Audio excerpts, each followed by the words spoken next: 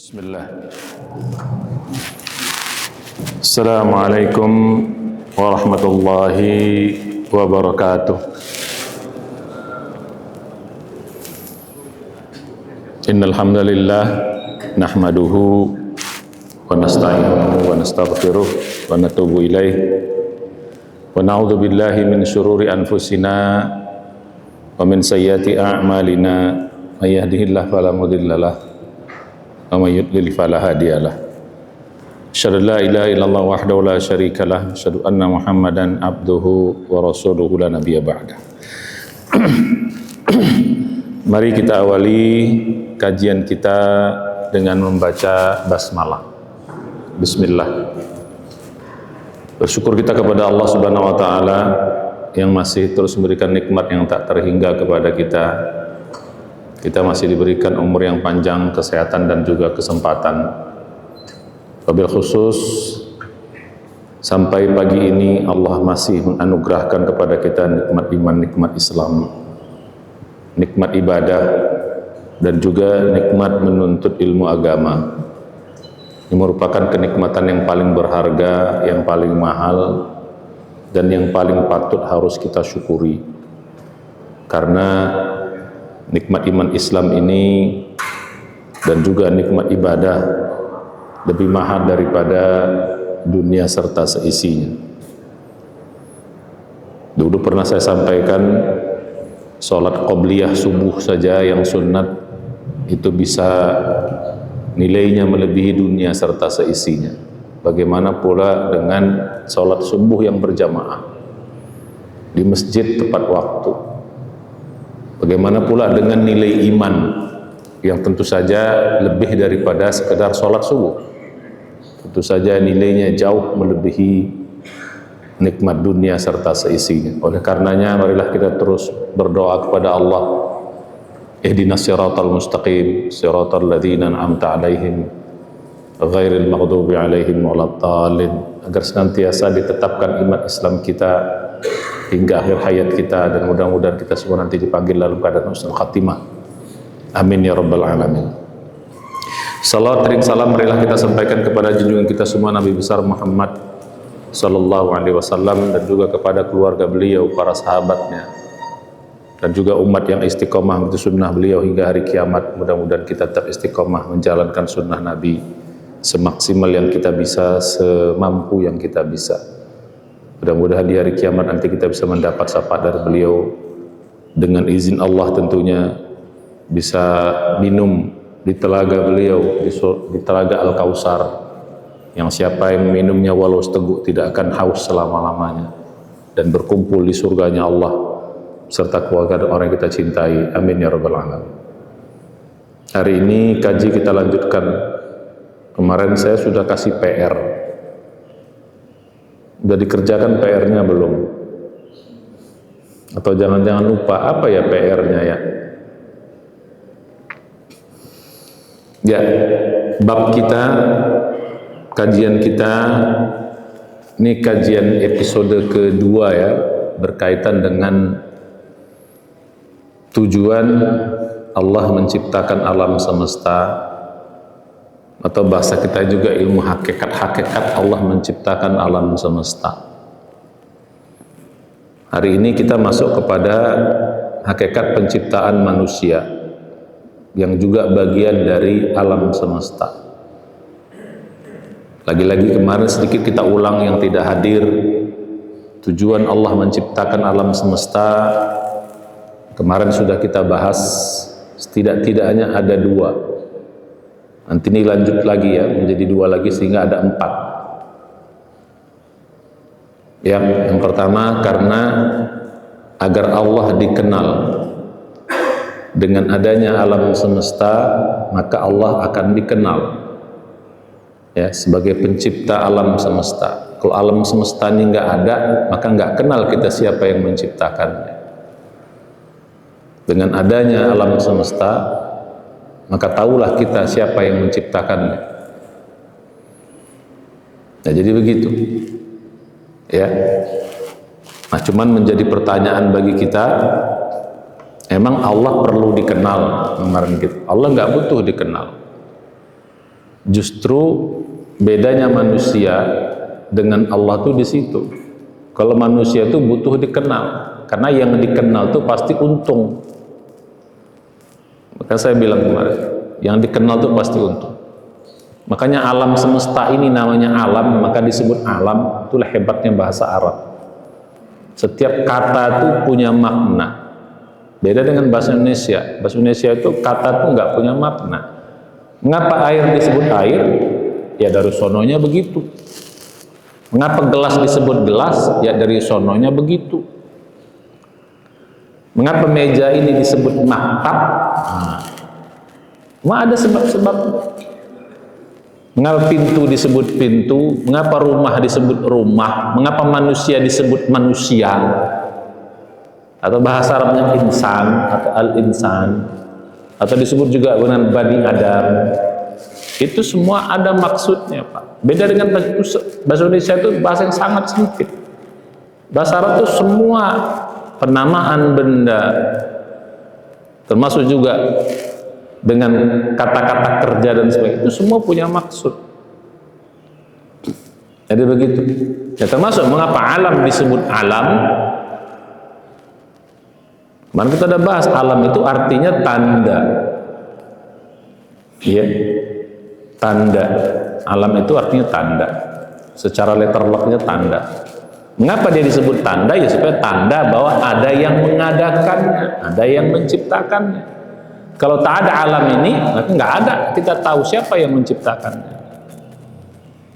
Itulah dia Allah Subhanahu wa Ta'ala. Nah, pertanyaan tadi, mengapa Allah butuh dikenal? Tidak. Beda dengan manusia. Kalau dia dikenal, dia untung. Kalau Allah justru terbalik, yang mengenal yang untung.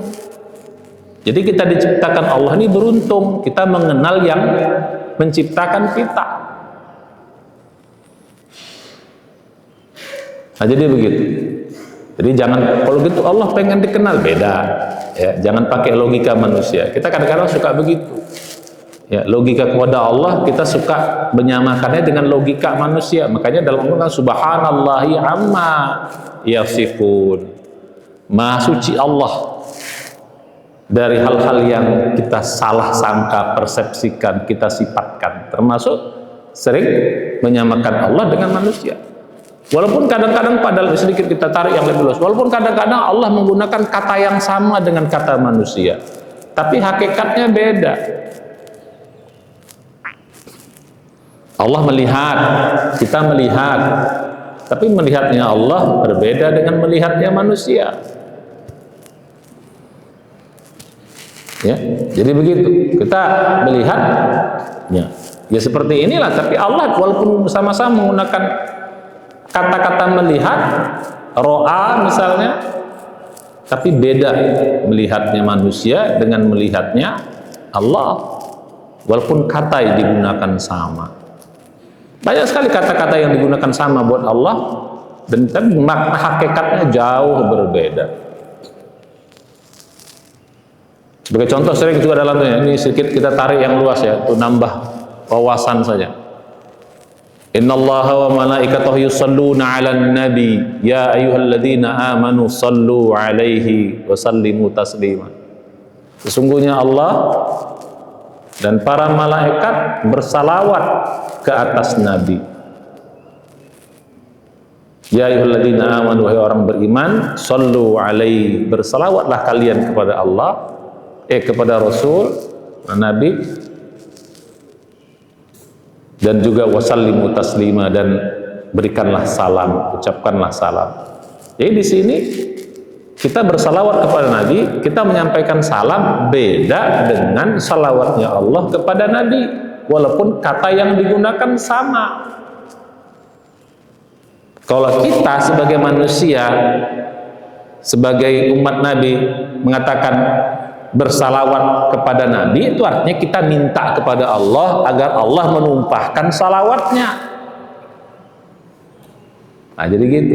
Tapi kalau Allah bersalawat kepada Nabi, Allah yang menumpahkan salawatnya kepada beliau. Jadi beda. Walaupun kalimatnya sama, tapi beda hakikat dan maknanya. Nah, jadi begitu. Nah, balik pada kaji kita. Jadi kalau dalam Al-Quran Allah marah, manusia marah, digunakan kata-kata ghadab. Tapi beda marahnya manusia dengan marahnya, kok Allah marah sih? Nah, dia menyamakan seperti marahnya dia yang sembarangan, marahnya dia penuh dengan emosi, marahnya penuh dengan angkara murka. Beda dengan marahnya Allah. Marah Allah itu penuh dengan hikmah, penuh dengan kebijaksanaan, penuh dengan kelembutan, penuh dengan kasih sayang. Beda, Pak. Nah, ini sedikit ya. Jadi kita kadang-kadang, makanya beragama ini perlu belajar. Jangan pakai logika kita sendiri. Belajar Al-Quran, belajar hadis. Karena logika kita ini bisa salah. Kalau tak ada petunjuk dari Allah, hanya menggunakan akal kita semata, pasti salah. Karena kita sering mempersepsikan sesuatu sama dengan kita, padahal belum tentu itu sama. Ya jangankan kepada Allah, antar kita aja bisa beda kok. Apalagi kepada Allah Subhanahu wa ta'ala. Makanya dalam Al-Quran kata-kata subhanallah itu artinya apa? Maha suci Allah dari hal-hal yang tidak pantas baginya. Jadi kata-kata tasbih itu subhanallah, cuman kita sering mengamalkan maha suci saya. Itu maksudnya apa? Maha suci dari hal-hal yang tak pantas baginya, sifat-sifat yang gak pantas baginya. Nah, kita katakan subhanallah, amat sangat jauh Allah dari hal-hal yang demikian. Nah, balik kepada yang tadi. Jadi Allah tidak butuh dikenal, tapi yang butuh itu siapa? Yang mengenalnya, kita lah, makhluknya. Sedikit mengulang kajian yang kedua, apa tujuan penciptaan alam semesta yang kedua? Agar makhluk merasakan maha baiknya Allah. Jadi adanya kita ini, kita bisa merasakan maha baiknya Allah. Kalau nggak ada makhluk, siapa yang bisa merasakan Allah itu maha baik? Ar-Rahman, Ar-Rahman, 'allamal Qur'an, khalaqal insan, 'allamahul bayan. Ini satu-satunya ayat Al-Quran yang dimulai dengan sifatnya Ar-Rahman. Kenapa enggak Ar-Rahim? Kenapa Ar-Rahman? Karena sifat Ar-Rahman ini sifat yang amat sangat luas sekali, mencakup semua makhluk. Istilah kita Ar-Rahman itu rahmat yang umum, sedangkan Ar-Rahim itu rahmat yang khusus, tidak diberikan kecuali kepada orang-orang yang khusus. Itu Rahim. Makanya Ar-Rahman. Jadi mengapa Allah ciptakan alam semesta ini? Agar semua makhluk merasakan rahmannya, tapi tidak semua makhluk merasakan rahimnya. Ya Pak ya? Ya, Rahman itu sifat rahmat yang maha memberi, maha kasih sayang kepada semua makhluk. Binatang, tumbuhan, langit, bumi, semua, jin, manusia, semua dikasih rahman. Bandit, bajingan, kafir tetap dapat rahmannya Allah. Orang beriman, orang soleh juga dapat rahmatnya. Sampai setan pun dapat rahmat Allah, dapat rahmatnya yang Rahman. Jadi gitu Pak. Tapi kalau Rahim enggak. Jadi kita bahas berikut ini tentang Rahim. Jadi semua dapat rahmannya Allah Subhanahu wa taala. Tidak pandang bulu, tidak pandang perbuatan. Pokoknya siapa saja yang namanya makhluk Allah pasti dapat rahmannya. Sifat rahmannya Allah, siapapun makhluk itu. Makanya ketika Nabi Ibrahim berdoa, ya Allah, kasih aja makan orang yang beriman saja. Itu ada doa Nabi Ibrahim dalam surah Al-Baqarah ayat 128 apa 129. Wa idz qala Ibrahim rabbi ij'al hadza baladan amina warzuq ahlahu minats thamarati man amana minhum billahi wal yaumil akhir. Itu kata Nabi Ibrahim, berkata Nabi Ibrahim, ya Allah, jadikan bumi Mekah ini baladan amina, negeri yang aman. Warzuq ahlahu minats tsamarati, berikanlah mereka makan rezeki minats tsamarati, dari tanam-tanaman, buah-buahan, semualah makanan-makanan. Man amana minhum billah wal yaumil akhir, orang yang beriman saja ya Allah kepada Engkau dan kepada hari akhirat. Yang tak beriman tak usah kasih makan, biar mati orang itu. Wah, akhirnya bahasa gitu kan, kafir ngapain dikasih makan sih ya Allah, zalim ngapain dikasih makan, yang kasih makan orang beriman aja dah.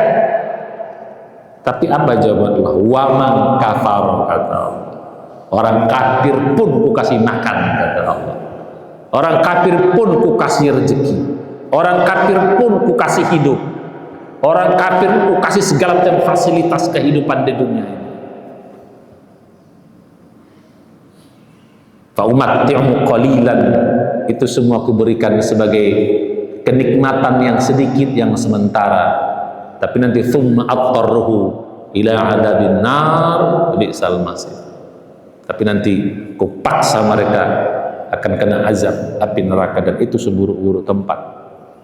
Jadi gitu Pak, dia doanya gitu aja, udah kafir gak usah dikasih makan ya. Doa Nabi Nuh juga mirip-mirip, agak lebih dahsyat lagi. Wa qala Nuh, berkata Nabi Nuh, ya Allah, habisin semua orang kafir di muka bumi ini. Ya, habisin orang kafir di muka bumi. La taj'al al-kafirin minal kafirin fil ardi alal kafirin dayyara, dalam surat apa? Surat Nuh itu. Wa qala Nuh, Rabbi la taj'al alal ardi minal kafirin dayyara. Ya Allah, habisin aja orang kafir di muka bumi ini. Innaka intadarhum yudhillu ibadaka wa la yaliduna illa fajiran kafar. Karena kalau kau biarkan orang itu hidup bikin rusuh di muka bumi ini, kalaupun punya anak, anaknya pun kafir lagi, habisin aja semuanya.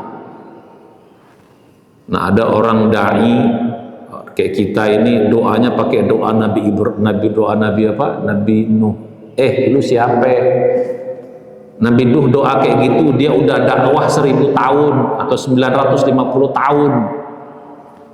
Dia dakwah 950 tahun, yang beriman cuman segelintir. Ada riwayat mengatakan 40 keluarga aja. Lu baru dakwah 2 tahun udah doanya begitu. Tapi kan ikut Nabi, beda dong levelnya. Tapi itu pun tidak Allah penuhi, nggak dihabisin semua orang kafir. Nah, balik kepada kaji kita. Jadi sifat rahman Allah mencakup seluruh makhluk, ya, tidak membedakan kafir ataupun beriman, baik ataupun buruk, semuanya dapat. Nah, inilah makna penciptaan atau hikmah atau hakikat penciptaan yang kedua. Allah ciptakan agar semua mendapat rahman-Nya Allah. Makanya sifat yang melekat kepada Allah yang top itu kan Ar-Rahman Ar-Rahim. Makanya Bismillahirrahmanirrahim. Setelah Alhamdulillahirabbil alamin, dialah Allah yang menciptakan alam semesta, segala puji baginya, baru Ar-Rahmanir-Rahim. Dia punya sifat Maha Rahman, yang rahmatnya mencakup seluruh makhluk, tapi hanya di dunia. Dia Rahman itu sifatnya hanya di dunia, akhirat ya. Makanya salah satu doa kita, ya Rahmanad dunya wa ya Rahimal akhirah. Kalau di akhirat Allah nggak berlaku lagi sifat Rahman, karena di akhirat nggak semua orang dapat. Di akhirat yang dominan adalah sifat Rahimnya. Nanti kita belajar hadis lain biar paham gitu. Nah, balik pada kaji kita. Jadi itulah dua sebab atau dua tujuan penciptaan alam semesta. Lagi-lagi, emangnya Allah butuh mengasih lagi-lagi saya katakan, yang untung kita, yang diciptakan untung kita. Dengan dijadikan kita merasakan kebaikan Allah. Lagi-lagi siapa yang untung? Kita, bukan Allah. Allah nggak ngambil untung. Makanya Allah tuh ghaniyun 'anil 'alamin. Innallaha la ghaniyun 'anil 'alamin. Apa arti la ghaniyun? Itu nggak butuh alam semesta ini. Itu sebaliknya, alam semesta lah yang butuh kepada Allah Subhanahu wa ta'ala. Selesai kaji ulang, masuk kepada kaji tambahan berikut ini, episode kedua ini. Apa tujuan kan manusia di dalamnya? Apa pula tujuan penciptaan manusia? Mengapa manusia diciptakan? Dengan segala macam pernak-perniknya.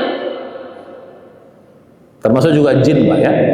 Kita berarti non manusia dan jin. Ya, jadi alam semesta tadi sudah termasuk khusus untuk jin dan manusia. Untuk apa Allah ciptakan? Karena jin dan manusia bikin rusuh. Kenapa nggak malaikat aja dah semuanya? Kenapa harus ada manusianya? Kenapa ada jinnya? Bikin rusuh aja di muka bumi ini.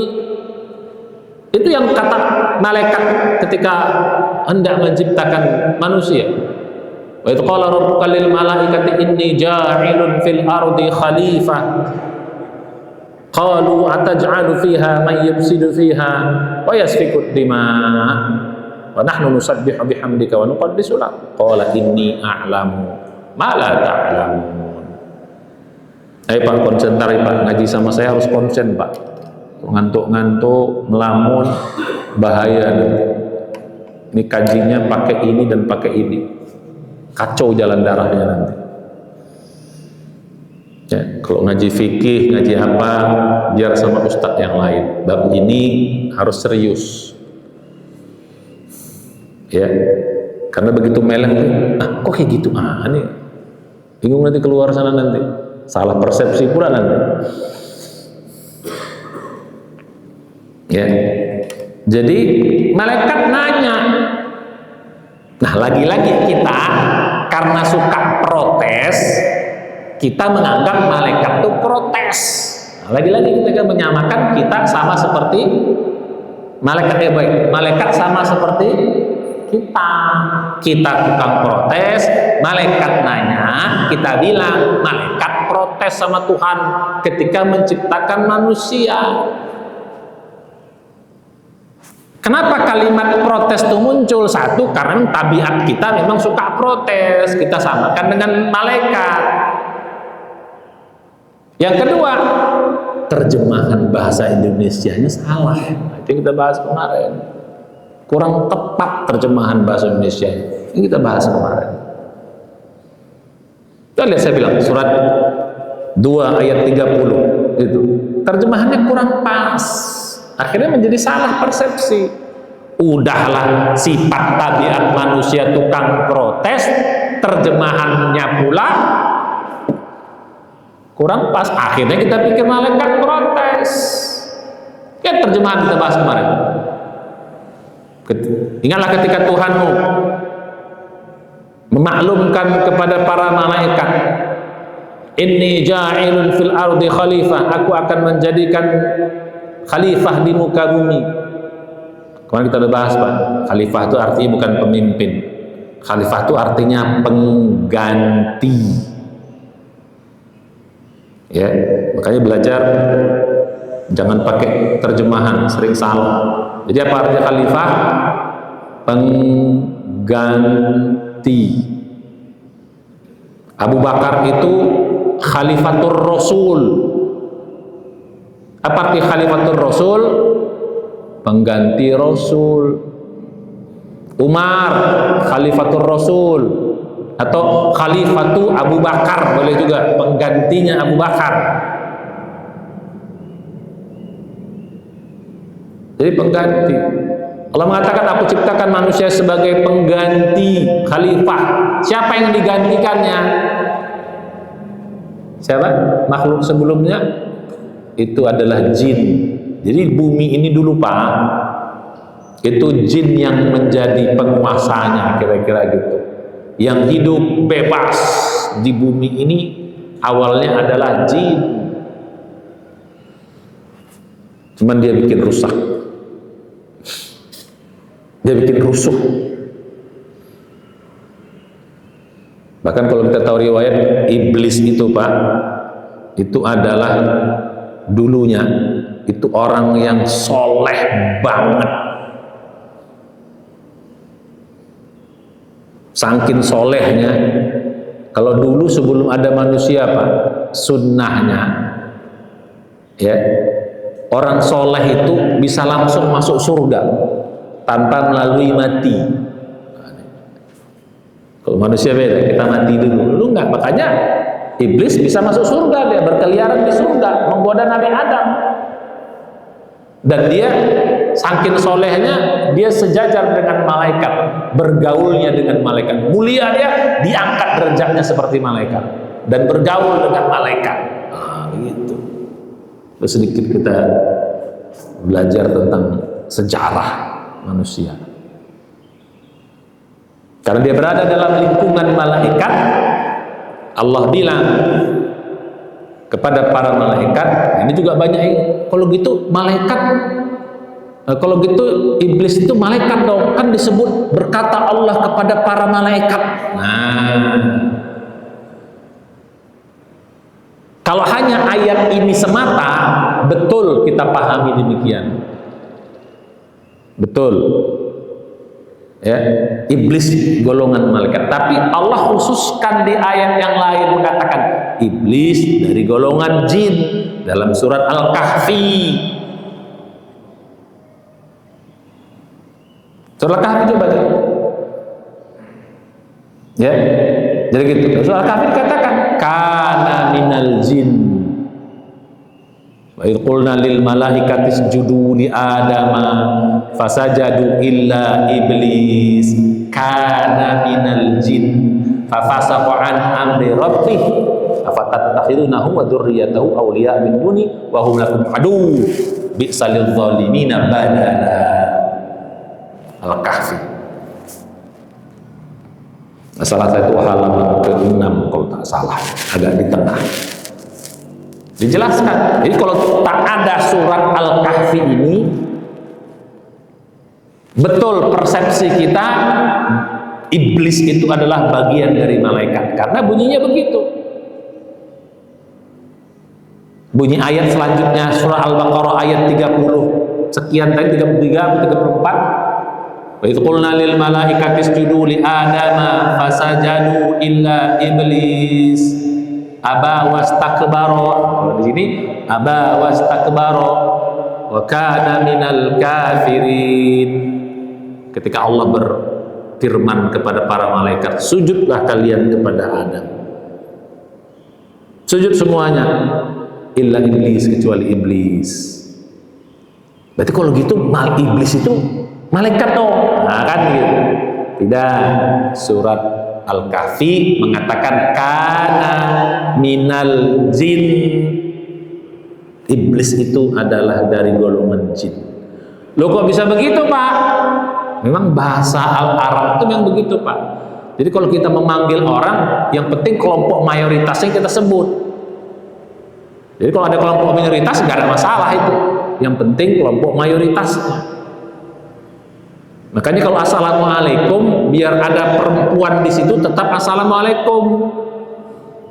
Wah, kita namping salam, ada perempuan. Makanya kadang orang nggak paham bahasa Arab, assalamualaikum waalaikunna, pakai waalaikunna lagi. Kan di situ ada perempuan. Tidak. Jadi bahasa Arab tuh gitu. Jadi kalau disebut laki-laki umum, termasuk perempuan di dalam. Tapi kalau disebut perempuan, itu berarti khusus, tidak termasuk laki-laki di dalam. Dalam Al-Quran, ya ayyuhalladzina amanu. Jadi kalau letter lak, ya ayyuhalladzina, wahai laki-laki beriman, harusnya begitu. Tapi tidak, bahasa Arab itu tidak. Ya, jadi ya ayyuhalladzina amanu berarti laki-laki perempuan masuk di dalam. Nah, itu bahasa itu kayak gitu. Pakai perlu belajar bahasa kita. Jadi tadi disebut malaikat karena mayoritasnya malaikat, nggak perlu Allah kasih wa idz qala rabbuka lil malaikati wa iblis, nggak perlu disebut di situ. Ya, nggak perlu disebut di situ. Tidak efektif bahasa kita. Itulah hebatnya bahasa Quran. Jadi balik-balik tadi, protes kita pikir malaikat. Nah, terjemahannya ataj'alu fiha, kita terjemahkan di dalam terjemahan bahasa Indonesia, ataj'alu fiha, kenapa atau mengapa kau ciptakan dia yang bikin rusuh di muka bumi. Nah, kita katakan mengapa, padahal terjemahan yang betul itu apakah engkau akan menciptakan. Dasar Pak, A itu artinya pertanyaan, apakah, bukan kenapa. Kalau kenapa tuh lima. Jadi gitu, pakai li dia. Lima ada anta, kenapa kamu? Nah, misalnya gitu. Tapi kalau A, pertanyaan A itu jawabannya apakah? Ataj'alu fiha, apakah kamu akan menjadikan? Nah, jadi pertanyaan, bukan mengapa.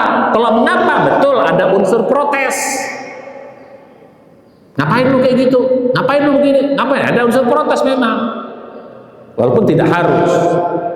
Tapi ini pertanyaan, makanya terjemahan bahasa Inggris saya bilang kemarin lebih tepat. Lebih tepat. Jadi, apakah? Nah, apakah kamu sudah makan? As-sallaita, apakah sudah sholat? Akalta? Anta shaim, apakah kamu puasa? Ini pertanyaannya apakah? Pakai A dia. Balik kita pada tadi. Bertanya malaikat, apakah engkau, dari mana malaikat tahu manusia ini akan bikin rusuh? Ini sedikit kita belajar lebih dalam lagi Pak. Ya. Ada 3 sebabnya. Ini kita masuk kepada sedikit untuk memperluas wawasan. Ya, memperluas wawasan kita. Mengapa malaikat bisa bertanya kayak gitu? Kok malaikat nanya gitu loh? Kan malaikat ini kan punya sifat tidak ada apa? Tidak pernah protes, sami'na wa ata'na. Kan dalam surat At-Tahrim dikatakan gitu. Ya ayyuhalladzina amanu qu anfusakum wa ahlikum nara wa quduhan nasu wal hijarah 'alaiha malaikatun ghilazun shidadun la ya'sunallaha ma amarahum wa yaf'aluna ma yu'marun. Wahai orang beriman, jaga dirimu dan keluargamu dari api neraka. Jangan sampai menjadi penghuni api neraka. Wa quduhan nasu wal hijarah, yang bahan bakar neraka itu adalah manusia dan batu-batuan. Alaiha malaikah, di dalam neraka itu malaikatun, ada malaikat-malaikat. Ini sifat malaikat. Ghilazun, yang keras, syidadun, yang kasar. Jadi malaikat di neraka itu nggak ada senyumnya, keras, kasar. Tapi punya sifat apa? La ya'sunallaha ma amarahum. Mereka tidak pernah berkhianat, menentang perintah Allah. Wa yaf'aluna ma yu'marun, dan pasti mengerjakan apa yang diperintahkan. Itu sifat malaikat. Tapi kenapa tiba-tiba dia nanya gitu loh? Nah, kan saya bilang tadi, ini bukan protes, ini nanya. Tadi apa sebabnya kita sering bilang protes? Satu, kita menyamakan malaikat sama kayak kita, tukang protes, maka kita bilang berangkat protes. Yang kedua, terjemahannya yang bermasalah memang. Lihat terjemahannya kan, mengapa? Padahal sebenarnya bukan mengapa harusnya, apakah. Jadi pertanyaan, dari mana malaikat tahu manusia ini bakal bikin rusuh di muka bumi? 3 sebab Pak. Ini biar sebagai tambahan ilmu. Jadi kalau anak kita nanya, maka saya bilang tadi Pak, kita sebagai orang tua harus banyak belajar. Anak kita pertanyaan yang ngeri-ngeri kali. Anak-anak muda kita sekarang, makanya banyak anak-anak sekarang yang agnostik. Dia tidak ateis, tapi agnostik namanya. Banyak Pak, kalau Bapak tahu anak-anak muda sekarang. Agnostik itu artinya tidak beragama, percaya ada Tuhan, tapi tidak percaya pada agama. namanya agnostik. Kalau ateis tidak percaya adanya Tuhan, tapi agnostik itu tidak percaya pada agama. Dia menganggap semua agama sama, bikin rusuh, bikin ini, bikin pertentangan, bikin perang, bikin ini, bikin kejahatan atas nama agama. Banyak ulama-ulama yang justru bikin maksiat, juga bikin zalim. Banyak orang yang paham agama bikin kerusakan. Orang Islam juga, apalagi orang ulama-ulama kafir dan lain sebagainya, apalagi yang akhirnya semua agama sama, mereka pikir sama rusaknya. Akhirnya mereka tak percaya agama. Namanya apa? Agnostik. Hati-hati dengan anak kita yang begitu. Kalau kita nggak ngerti, anak kita nggak kita kasih tahu, nanya, papa kok gini? Kau nanya-nanya aja kau. Dari dulu kayak gitu, diam aja kamu, terima aja. Dia cari kebenaran di tempat yang lain. Akhirnya bukan dapat kebenaran, tapi malah dapat kesesatan. Hati-hatilah. Makanya harus belajar tanggung jawab sebagai orang tua. Anak nanya, jelas. Kalau nggak paham, sabar, Papa tanya dulu. Maka saya paling senang orang belajar nanya. Jangan diem aja, nanya, nggak ngerti nanya. Biar kita paham, bisa kita jelaskan kepada keluarga kita. Beragama ini harus nanya. Orang malaikat aja nanya, Rasul aja nanya, orang-orang beriman di zaman Nabi nanya. Lihat Al-Quran, banyak kalimat yas'alunaka, yas'alunaka, yas'alunaka, yas'alunaka. Mereka bertanya. Itu semua pertanyaan tentang agama. Makanya belajar tuh nanya. Makanya Nabi mengatakan khairus su'al nisful ilmi. Pertanyaan yang baik itu setengah dari ilmu. Jadi kalau kita nggak mau nanya, kita cuma dapat setengah, Pak. Jadi kalau kita belajar nggak mau nanya, paling banyak kita cuma dapat setengah. Kenapa yang disampaikan guru itu ya sebagian. Taunya kita korek lagi. Nah, dengan nanya. Kan saya bilang dari dulu, kan saya kasih PR supaya nanya gitu loh. Terus sekarang kalau ngaji itu pakai persiapan, aku nanti Ustadz ini aku nanya, ini tanya, nggak apa-apa. Kalau Ustadznya nggak bisa jawab, tanya Ustadz yang lain. Oh ya saya belum paham ini kata Ustadz, nanti saya cek dulu, saya ini doang. Itu Ustadz, tidak semua Ustadz harus tahu semua pertanyaan ya. Kalau dia nggak tahu ya dia cari tahu juga dong. Saya kalau nggak tahu ya saya cari tanya, saya gali dulu juga ilmunya. Balik pada yang tadi. Jadi dalam Al-Quran, dari mana kita tahu malaikat itu kayak gitu? Pertanyaannya tadi satu apa? Sebabnya satu, karena memang sebelumnya ada jin yang kayak gitu. Jadi ada pengalaman sebelumnya. Jadi ada apa? Pengalaman. Makanya disebut dia khalifah. Kok dijadikan pengganti? Oh, berarti yang digantikannya dulu kayak gitu. Nah, jangan-jangan persepsi malaikat ini bakal begini lagi nih. Jadi karena udah ada sebelumnya kayak gitu. Itu satu. Dari konteks ayat itu. Yang kedua, sebab yang kedua, mengapa malaikat bertanya kayak gitu, bikin kerusakan? Dari penciptaan manusia. Tuh, dari sifat-sifat manusianya Allah jelaskan. Jadi manusia itu dari tanah, gitu loh. Juga. Jadi sifat-sifat ada hawa nafsu. Ini potensi bikin rusuh ini kan begini nih. Ada hawa nafsu dari tanah pula, ini bikin persepsi nih. Kan dijadikan dari tanah. Dalam ayat yang lain, idz qala rabbuka lil malaikati inni khaliqun basharan min tin. Kalimatnya sama, tapi beda angle-nya. Itu surat Shad, surat 38, mirip. Cuman di sana Dalam Al-Baqarah inni ja'ilun. Kalau ini enggak, inni khaliqun.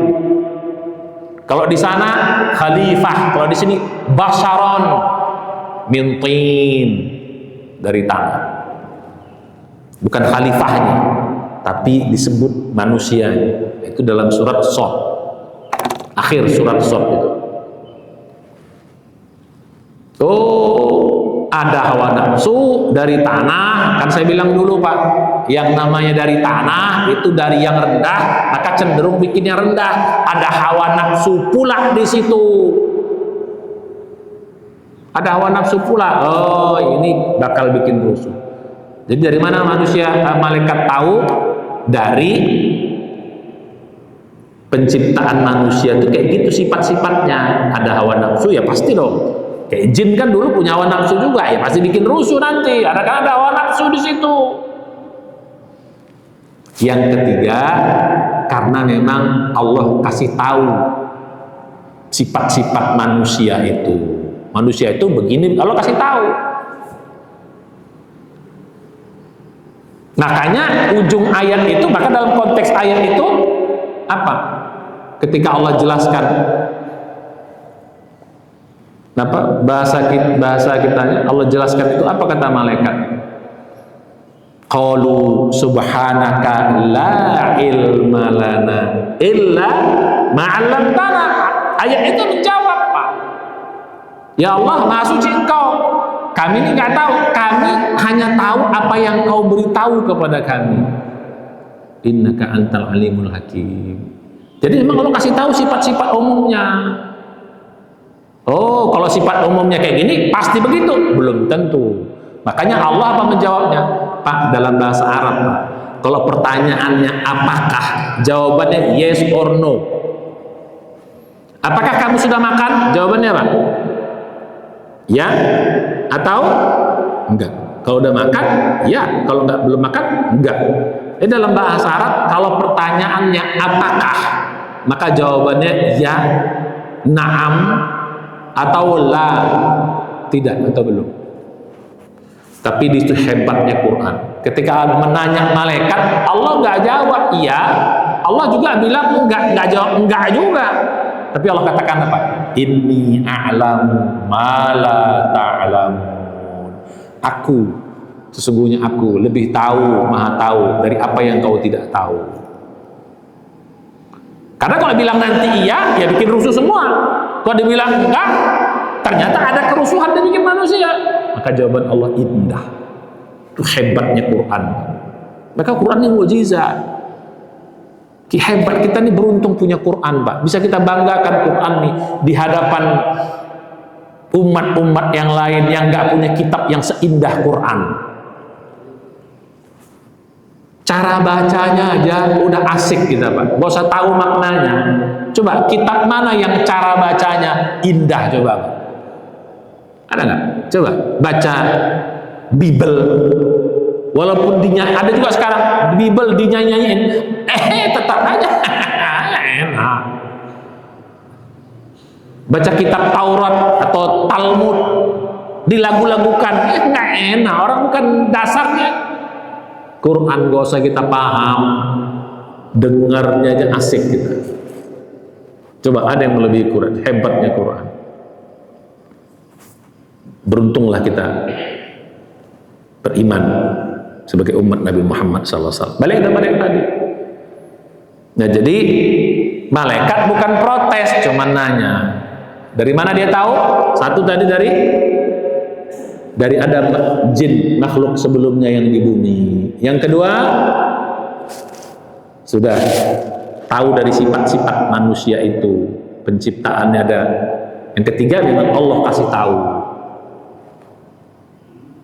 Ya karena dikasih tahu umum, berpersepsi, maka Allah katakan tidak seperti itu sesungguhnya. Tapi walaupun juga tidak juga Allah menolak, karena ada juga yang bikin rusak kan.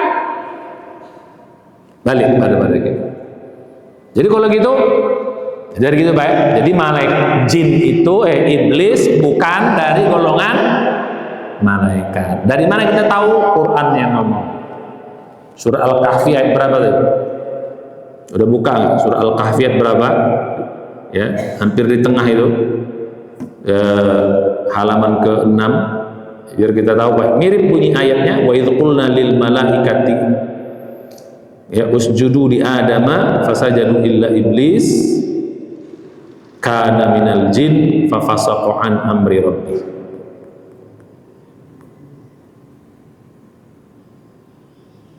Ya, ayat 50. Ya, betul, ayat 50. Nah, balik kita pada yang tadi. Jadi dalam bahasa Arab kita manggil umum, kita panggil gelar umum. Kalau ada yang sempilan itu dianggap bagian dari itu. Nah, sekarang masuk kita pada penciptaan manusia. Mengapa Allah menciptakan manusia? Lanjutannya ada dua, Pak. Biar kita paham. Jadi kok anak kita nanya, jawab yang dua ini. Ada dua. Yang kita tahu dalam Al-Quran, ya, Allah menciptakan manusia Pak. Wa ma khalaqtul jinna wal insa illa liya'budun. Tidak aku ciptakan jin dan manusia kecuali untuk ibadah. Pertanyaannya, mengapa mesti diciptakan untuk ibadah? Apa? Kenapa mesti diciptakan untuk ibadah gitu? Ada yang tahu? Angkat tangan. Ini kan PR saya bilang. Angkat tangan. Kalau Bapak nggak mau nanya sama saya yang tanya sama Bapak. Coba angkat tangan. Kenapa mesti kita diciptakan untuk ibadah?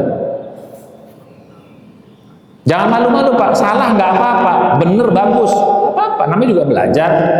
Rasulullah juga begitu, kalau nanya pada sahabat, nanya, kalau dia nanya, supaya nyampe nggak ilmu ini. Atau jangan-jangan nggak ada yang pernah nanya kayak gitu sama kita. Ini kaji kita tingkat tinggi saya bilang, makanya ini dan ini. Coba, mengapa mesti diciptakan oleh kita untuk ibadah?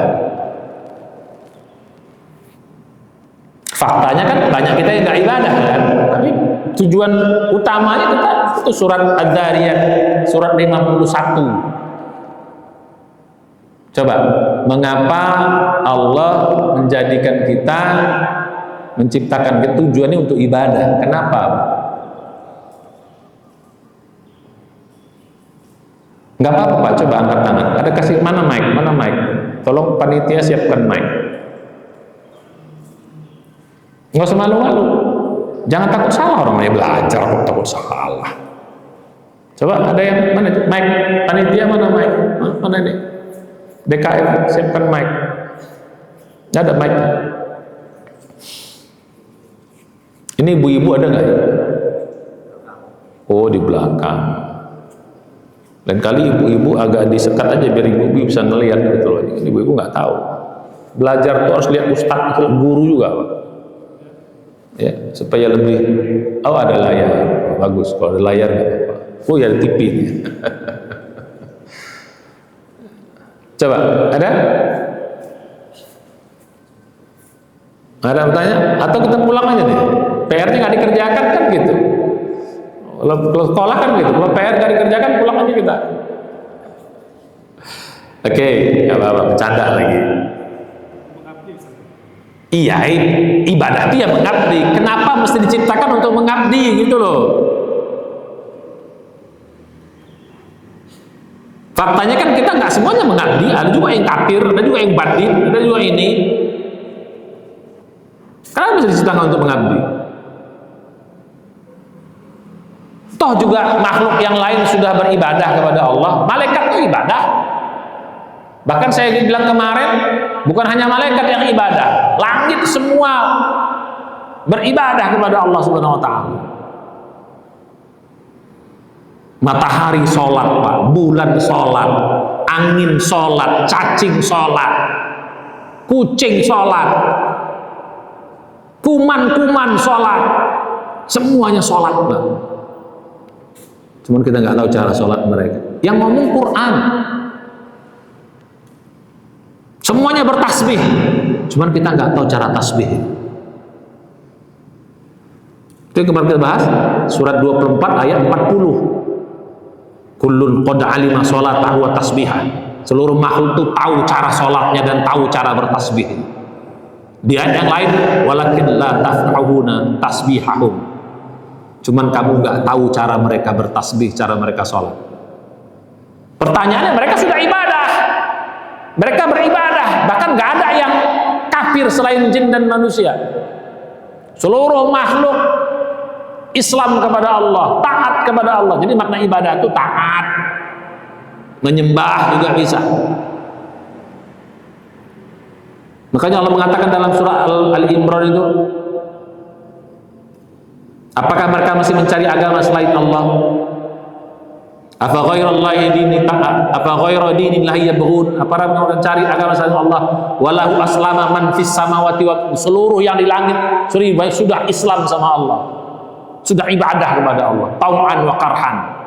Ada yang taat dan ada yang terpaksa. Wa ilaihi yurja'un, kepada Allah semua dikembalikan. Nah, pertanyaannya, kenapa?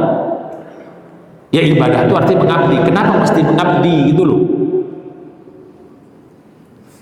Coba, kenapa kita mesti mengabdi? Kenapa diciptakan untuk mengabdi? Jin juga begitu. Kenapa? Karena ini, karenanya. Coba pahami betul-betul. Karena agar kita mendapatkan sifat utama Allah yang kedua. Apa itu? Rahimnya. Tadi kan kita semua makhluk dapat apa? Dapat apa semua makhluk? Dapat rahmannya. Rahimnya dong. Nggak semua makhluk dapat rahim. Rahmat Allah itu dua, Pak. Rahman dan Rahim. Kalau aku dikatakan kiflataini min rahmati, dua bagian dari rahmatnya, Rahman dan Rahim. Semua makhluk dapat rahmannya, tapi tidak semua makhluk dapat rahimnya. Nah ini, supaya dapat rahimnya, maka syaratnya harus ibadah. Bisa nggak tanpa ibadah dapat rahim? Nggak bisa. Kenapa? Itulah sifat keadilan Allah. Kalau bandit juga dapat rahimnya, bajingan dapat rahimnya, kafir dapat rahimnya, tukang maksiat, ahli maksiat dapat rahimnya, berarti Allah nggak adil dong. Orang kafir masuk surga, Pak. Bisa nggak? Bisa nggak orang kafir masuk surga? Bisa. Tapi nggak ada keadilan Allah di situ. Berkuasa nggak Allah masukkan orang kafir ke dalam surga? Berkuasa. Memasukkan orang beriman ke dalam neraka? Berkuasa. Tapi tidak ada keadilannya. Nah, di situ Allah itu maha adil, maha bijaksana.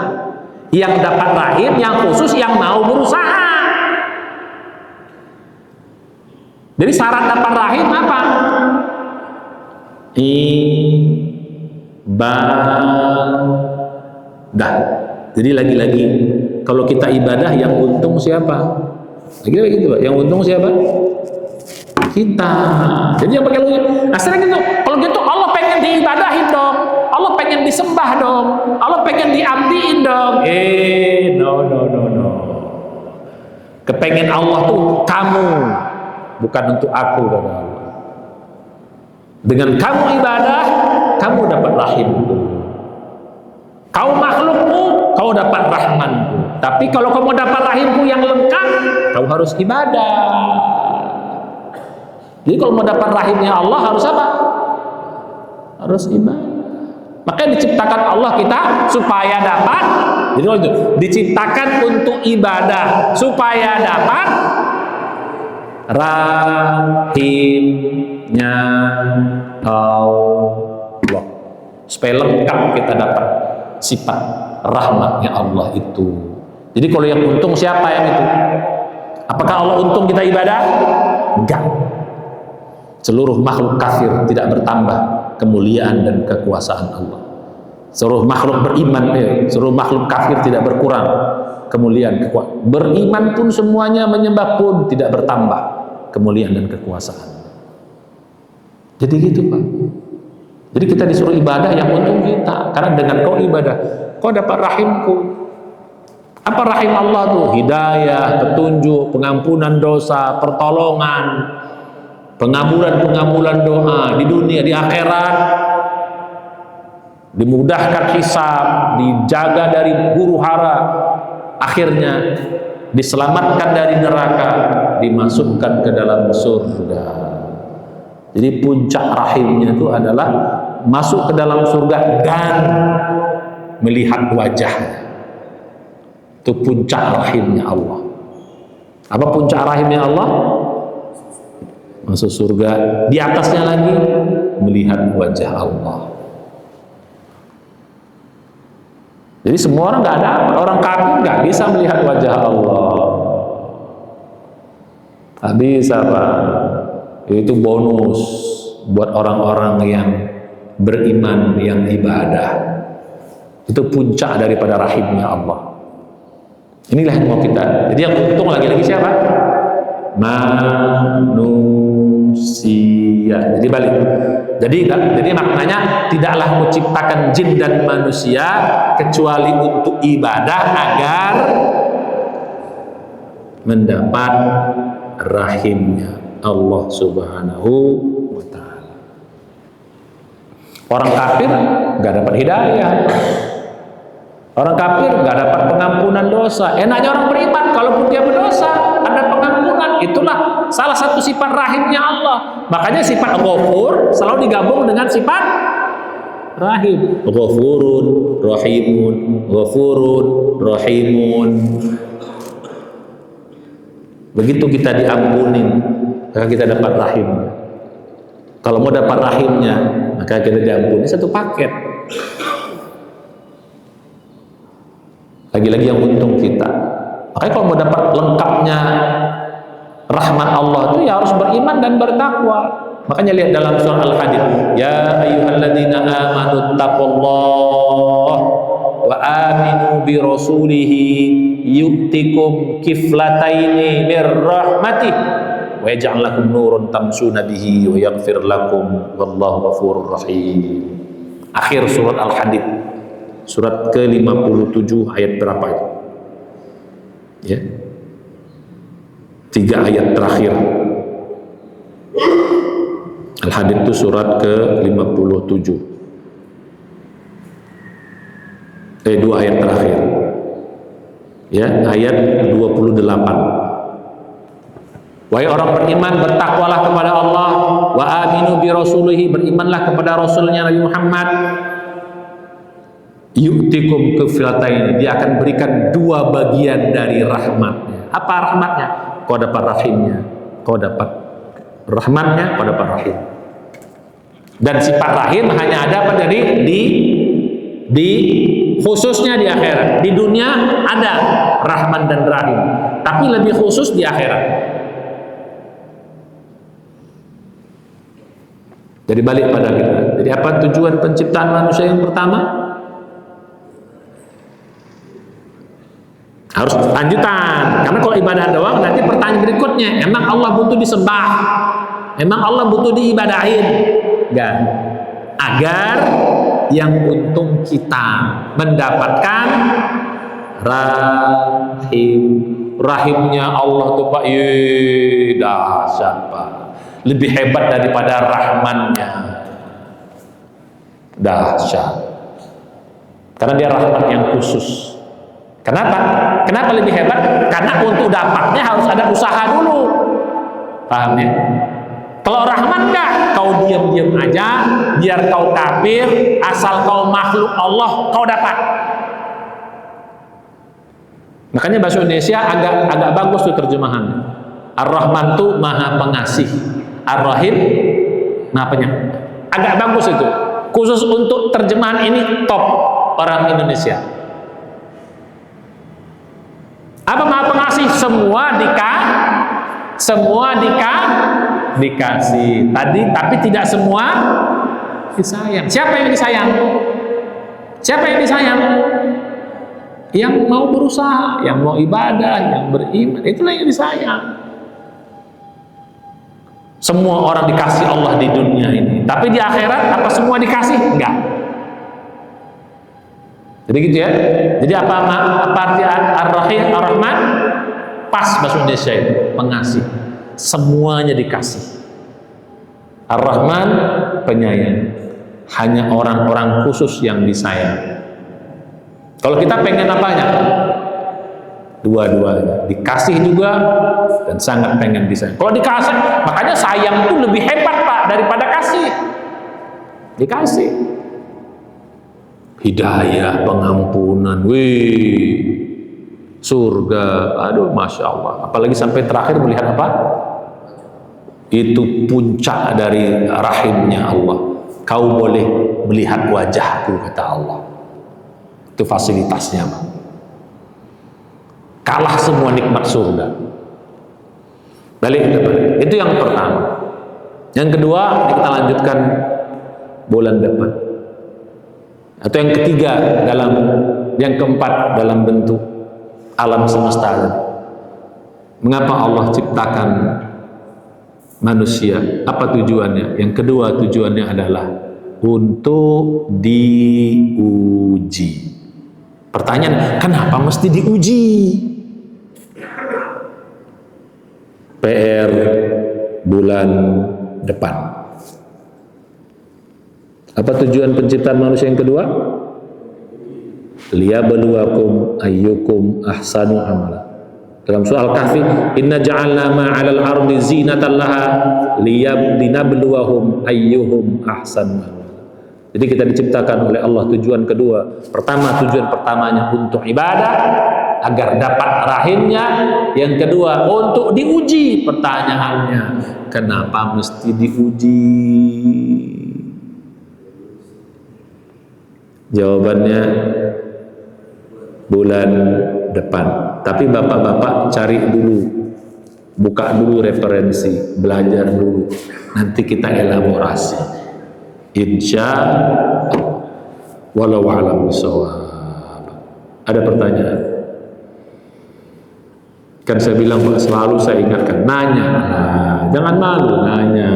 Ini sama ustadz pun malu nanya, gimana kita mau belajar? Atau jangan-jangan udah paham semua nih?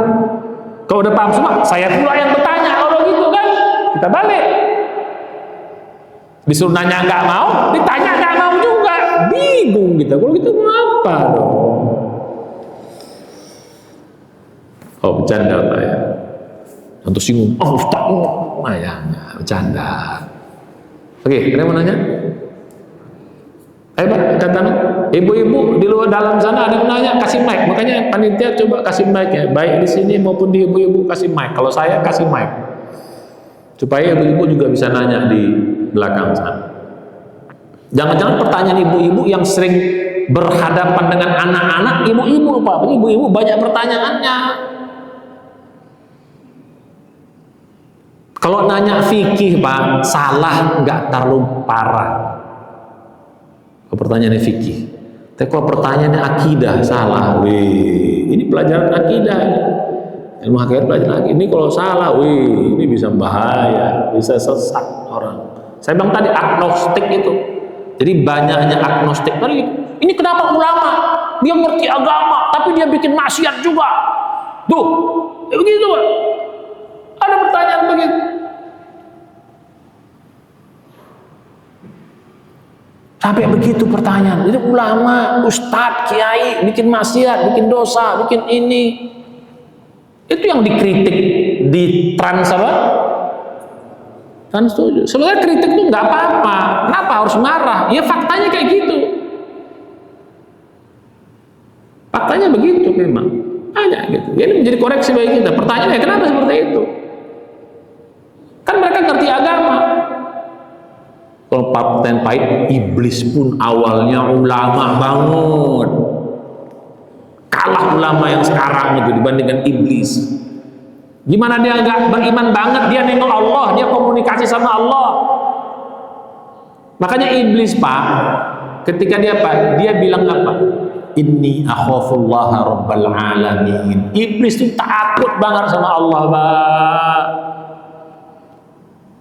Mungkin takutnya iblis kepada Allah kalah kita.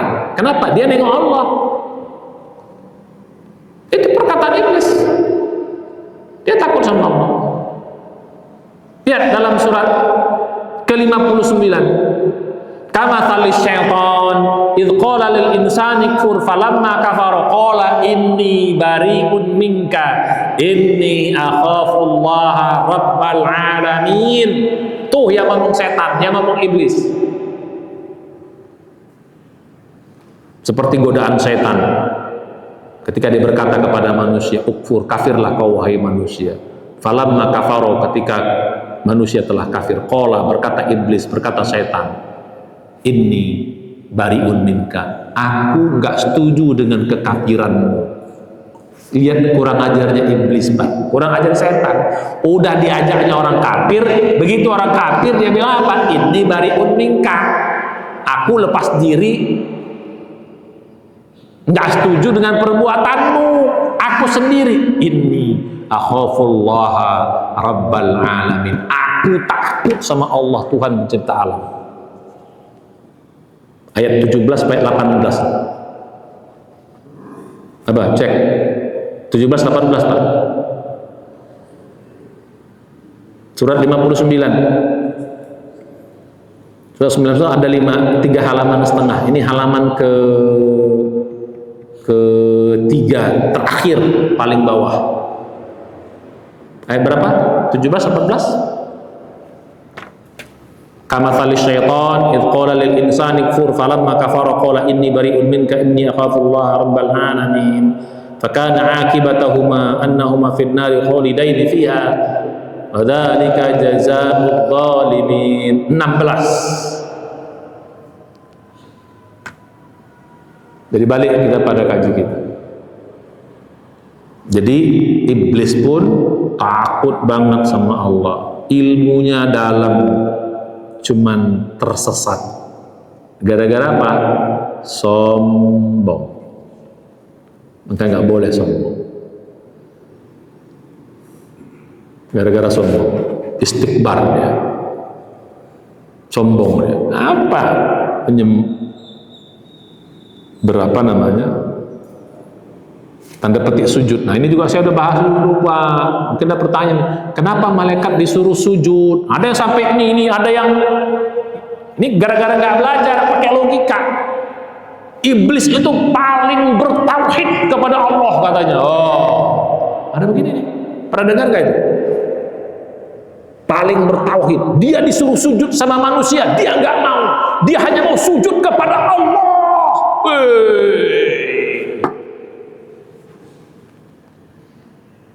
Yang ngomong gitu. Jadi iblis itu paling bertauhid. Tuhan salah bikin dia tuh kafir. Begitu ada yang bilang. Kenapa dia tidak mau sujud kecuali hanya kepada Allah? Nah inilah kalau belajar pakai logika semata, nggak belajar pakai Quran, nggak belajar pakai guru. Memang kok letterlocknya kayaknya macam betul. Kayaknya macam betul kan, dia disuruh sujud dia nggak mau, dia hanya dia nggak tahu dalam bahasa Arab yang namanya sujud itu maknanya 2. 1 sujud penghambaan, 2 sujud penghormatan. Paham ya? Nah, ini makanya belajar. Karena dia nggak belajar, dia pikir sujud itu hanya penghambaan. Setan nggak mau menghamba tunduk sama Adam. Nih, dia nggak tahu sujud yang kedua maknanya penghormatan. 1. Yang kedua, tidak mungkin Allah menyuruh sesuatu yang batil. Perintah Allah disuruh sujud, masa dia sujud yang batil kepada maha hambanya? Nggak mungkin. Allah menyuruh kayak begitu. Mungkin gitu ya. Jadi nggak mungkin Allah menyuruh sesuatu yang maha suci. Allah sifat-sifat yang menyuruh hal-hal yang salah. Nah itu, jadi dalam bahasa, makanya itu juga Al-Quran sebut cerita itu. Itu kan Ustadz ngarang aja. Makanya Quran nggak ada yang terlewat satunya. Hebatnya Quran, Pak, tidak ada satu pertanyaan manusia yang tidak terjawab dalam Al-Quran. Itu hebatnya Quran. Apa aja pertanyaan kita ada semua jawaban dalam Al-Quran. Apa aja keraguan kita tentang kehidupan, Bahkan sampai ada ulama mengatakan berapa jumlah penduduk Indonesia sekarang, ada jawabannya dalam Al-Quran. Coba Bapak tahu berapa jumlah penduduk Indonesia sekarang ini, ada jawabannya dalam Al-Quran. Loh kok gitu Ustaz? Ini terkejut kan? Apa jawabannya kata Al-Quran? Fas'alu ahlan dzikri in kuntum la ta'lamun. Kau tanya sama orang yang tahu kalau kau nggak tahu. Jawabannya Al-Quran. Mau tahu berapa penduduk Indonesia? Tanya sama yang tahu. Siapa? BPS. Tanyalah. Kan ada jawaban Al-Quran. Hebat nggak Al-Quran? Apa obat kanker? Ada jawaban Al-Quran. Ya bukan judul itunya, tapi ada jawabannya, maksudnya. Pakai akalmu, pakai inimu. Jadi ya termasuk pertanyaan tadi. Kok bisa? Tuh. Apa maknanya? Dari mana kita tahu juga? Kalau cuman peristiwa Adam saja Pak, bisa kita berpersepsi kayak gitu. Tapi ada cerita satu lagi dalam Al-Quran.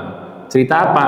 Sujudnya orang tua Nabi Yusuf, dua-duanya ibu bapaknya, dan 11 saudaranya itu sujud kepada Nabi Yusuf. Lihat surat Yusuf, surat 12.